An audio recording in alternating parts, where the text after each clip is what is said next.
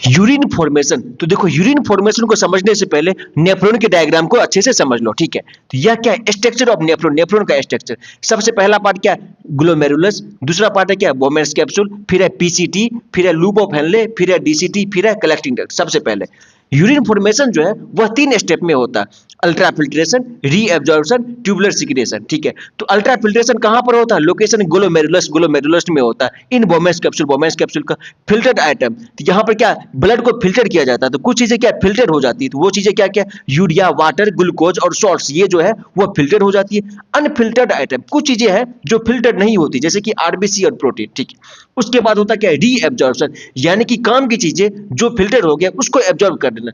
Location PCT, reabsorption कहां पर होता है, पीसीटी में होता है, proximal convoluted tubule. Useful substance, जैसे कि जो यूजफुल जो काम की चीजें होती है हमारी बॉडी में, absorb back into the blood, वो फिर से ब्लड में वापस आ जाती है।